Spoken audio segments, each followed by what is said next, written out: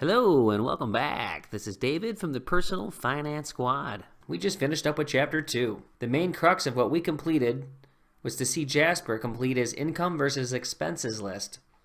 So in this list, including the expenses, were the supplemental items, were the savings vehicles, and the income supporting it.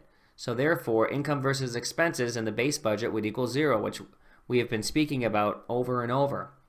And included in that budget is Jasper having his spending money, the money he pays himself back to have for leisure time because he's earned it.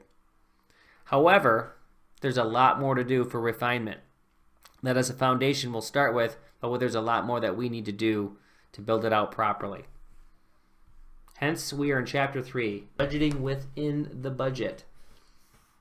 So again, we talked about budget was completed with all the bills being paid. And then we talked about transferring money to specific categories in the supplemental account.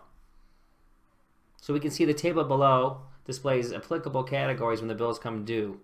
So this is an example where these are items that go into the supplemental account. And we've also talked about how other bills, such as, say, childcare, can have money go into the supplemental.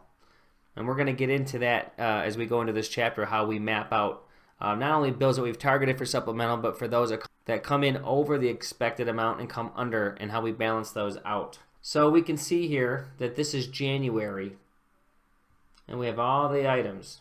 Here's a great notation. The miscellaneous account had $90 put into it. What was budgeted for that was $165. But Jasper used some of that money to pay for an overage in childcare to balance it out.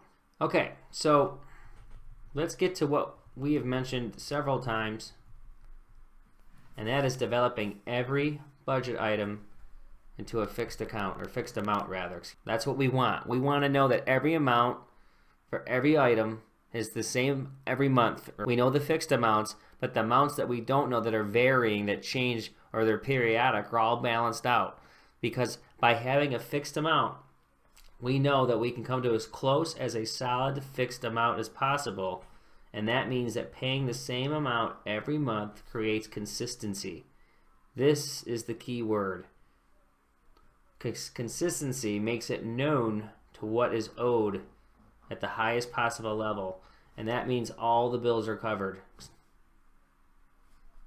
And that's just the beauty. It's covered no matter what time of the year it is. So we see here, spending time up front develops a modicum of work later, and the comfort of knowing everything is taken care of. And I want to go to bed on a regular basis knowing your bills are covered because you've budgeted right. You know that things are automatically coming out, right? You've set that up. You've had the cash flow to handle the bills coming out. And then you have the money to go pay your supplemental account as needed because you have the flexibility as to when to pay it. So we see right here, we talk about the items in the table above that we just went through cover known fixed bills, but they do not account for all the bills that fluctuate in price throughout the given year. So here's a great example. Utilities and grocery bills. We've talked about seasonal lawn cutting as an example. A bowling league. A bowling league can, for example, last 2 to 6 months, right? So those are just a few examples that need fixed payment schedules. This leads us into one other piece that relates to this, and this is varying payment schedules. So you can see a little dialogue here that just said that there are seasons for the weather, there are seasons for some of the bills that require payment. So here's some more. Kids summer camp, right? Or cooking class. Maybe you just decide to take a class on a whim and it lasts 3 months, and that was just off the cuff. It wasn't a plan. But the point is it warrants a mini budget. You have to go through the exercise for planning to cover it. Because if you don't, it'll take away from leftovers or spending money. You never want to do that. You don't want to touch these.